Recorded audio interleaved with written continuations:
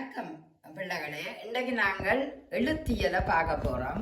இந்த எழுத்து வரைக்கு முதல் எங்களோட தமிழ் மொழியில 5 இயல்கள் இருக்கிறது என்று நாங்கள் உங்களுக்கு சொல்லி தந்திருக்கிறோம். ஒன்று எழுத்து, சொல், பொருள், யாப்பு, அணி. இந்த 5க்குள்ளையும் தான் எங்களோட தமிழ் மொழியில இயல்புகளாக நாங்கள் பிரித்திருக்கிறோம். அந்த இயல்புகளில் எடுத்தோம்னா முதல் எழுத்து. ஏன் எழுத்து வருகிறது என்றால், அதாவது ஒரு எழுத்துக்கள் சேர்ந்துதான் சொற்கள் உருவாகுது. சொற்கள் பொருளை தருகிறது, பொருட்கள் பிறகு யாப்புக்களாக வருகிறது, பிறகு அணியாக வருகிறது. அப்படி பார்த்தோம்னா நாங்கள் இன்றைக்கு இந்த எழுத்துக்களை பார்க்கின்றோம், எப்படி அந்த எழுத்துக்கள் இருக்கின்றன. இப்ப பாருங்கள், எழுத்துக்களை எடுத்தோம்னா 2ஆக பிரிக்கலாம். அதை நீங்க மனதில் வச்சிருக்கணும். ஒன்று முதல் எழுத்து, சார்பெழுத்து. முதல் வாரது முதல் எழுத்து. இந்த முதல் எழுத்து எத்தனை என்ற ஒரு கேள்வி இருக்கிறது உங்களுக்கு. நீங்க டக்குன்னு சொல்லலாம் 30. அந்த 30 எப்படி வந்தது என்று பார்த்தீங்கன்னா, உயிரெழுத்து 12ம் மெய் எழுத்து 18ம் சேர்ந்து 30. 12 + 18 30. இந்த உயிரெழுத்தை தான் எங்களோட எழுத்துகளுக்கு ஆணிவேர். உயிர் என்றால் ஆணிவேர். அப்ப என்னென்ன உயிர் எழுத்துன்னு உங்களுக்கு தெரிய வேணும். சின்ன நிலையே படிச்சிருப்பீர்கள். ஆன, ஆவன, ஈன, ஈயன, ஊன, உவன, ஏன, ஏன்னா ஐயன்னா, ஓனா, ஓவனா, அவனா, 12 எழுத்து இப்ப பாத்தீங்கன்னா உயிர் எழுத்து உங்களுக்கு தெரியுது. மெய் எழுத்துக்கள் பொட்டு வச்ச எழுத்துக்களை சொல்லுவாங்க. இக்கண்ணா, இங்கண்ணா, இச்சன்னா, இஞ்சனா, இதெல்லாம் சின்ன வகுப்புல நீங்க படிச்சிருப்பீங்க. ஞாபகப்படுத்துறதுக்காக மெய் எழுத்துக்கள். இப்ப உங்களுக்கு தெரியும், மெய் எழுத்துக்கள் 18, உயிர் எழுத்துக்கள் 12 சேர்த்து முதல் எழுத்துக்கள் 30 வந்துட்டு. இனி இந்த உயிர் எழுத்துல 2 குறைவு இருக்கு. அதை மறக்காம நீங்க கற்றுக்கொள்ளணும். குற்றெழுத்து, நெட்டெழுத்து. குற்றெழுத்து என்றால் என்ன? ஆ, இ, உ, ஏ, ஓ. சரியா? அது ஏன்னு கேட்டா, ஏன் குற்றெழுத்துன்னு சொல்றோம்? குற்றில்லையே, ஆனா குற்றெழுத்து அப்படி இல்லை. குறுகி ஒலிக்கக்கூடிய ஓசையை உடையன குற்றெழுத்துக்கள்.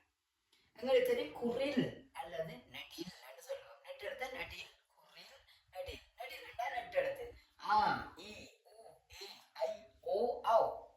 இங்க நெட்டெழுத்துக்கள் 7, குற்றெழுத்துக்கள் 5. இனி உங்களுக்கு தெரியணும், குற்றெழுத்துக்கள் குறுகிய ஓசையோட ஒழிப்பதனால இதுக்கு எத்தனை மாத்திரைன்னு கேட்கிறோம். குறுகி ஒழிப்பதனால் இதுக்கு 1 மாத்திரை. நெட்டெழுத்துக்கள் நீண்டு ஒழிப்பதனால் 2 மாத்திரை. அடுத்தது மெய் எழுத்துக்களை எடுத்தீங்கன்னா அதுக்கு 1/2 மாத்திரை.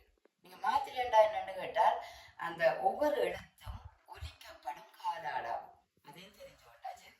இப்ப உங்களுக்கு உயிர் எழுத்துக்களை பற்றின விவரம் படிச்சுட்டீங்க. இனி மெய் எழுத்துக்களை வர்றேன். இந்த மெய் எழுத்தை நாங்கள் எடுத்தோம்னா 3ஆக பிரிக்கலாம். வல்லினம், மெல்லினம், இடையினம். அது உங்களுக்கு சின்ன ஒரு ஆரம்பத்துல இருந்து உங்களுக்கு தெரியும். வல்லினத்தை எடுத்தீங்கன்னா கசடத பற. அதை ஞாபகமா வையுங்கோ. ஆனா பொட்டு வைக்கணும். மெய் எழுத்துன்னா பொட்டு வைக்கணும் கட்டாயமாக. அடுத்தது மெய் எழுத்துக்களை மெல்லினம், அதாவது மெல்லிய ஓசையுடையதா ஒலிக்கும். ஞான, நமன. சரியா? குஞ்சு, பஞ்சு அப்படி என்று எடுக்கீங்க, மெல்லிசைய ஓசையுடையதா இருக்கும். அடுத்தது இடையினம் என்று எடுத்தோம்னா 2 வல்லினத்துக்கும் மெல்லினத்துக்கும் இடையில இருக்கிற எழுத்து இடையினம். சேற்றல, வடல. சரியோ? இப்ப வேர், பல், அதுகளுக்கு இந்த இடையின சொற்கள் புகுந்து கொள்ளும். உங்களுக்கு தெரியும், மெய் எழுத்துக்கள் 18 ஞாபகத்துக்காக உங்களுக்கு தந்திருக்கிறோம். சரி, இனி வாரம் சார்பெழுத்து. இந்த சார்பெழுத்துல 2 வகை இருக்குது. எப்படி இந்த சார்பெழுத்துகள்? உயிர்மெய் எழுத்து பிளஸ் ஆயுத எழுத்து சேர்ந்தா, 2 எழுத்து சேர்ந்தா உயிர்மெய் எழுத்து வரும். ஆயுத சார்பெழுத்து வரும். உயிர்மெய் எழுத்து இல்லை, மன்னிக்கவும். உயிர்மெய் எழுத்து பிளஸ் ஆயுத எழுத்து சேர்ந்தா சார்பெழுத்துக்கள் வரும். இந்த சார்பெழுத்துக்கள் எப்படி 217 சார்பெழுத்துக்கள் எப்படி 217 வருகிறது என்றால், ஒன்று எங்களுக்கு தெரியும் உயிர்மெய் எழுத்துக்கள் எத்தனை உயிர்மெய் எழுத்துக்கள்? 12 தர 18. ஏனென்றா இந்த உயிர்மெய் எழுத்துக்கள் உயிரும் இருக்கு, மெய்யும் இருக்கு. 2ம் பெருக்கினோம்னா 216. எப்படி 217 வருகிறது என்ற கேள்விக்கு 1 ஆயுத எழுத்து.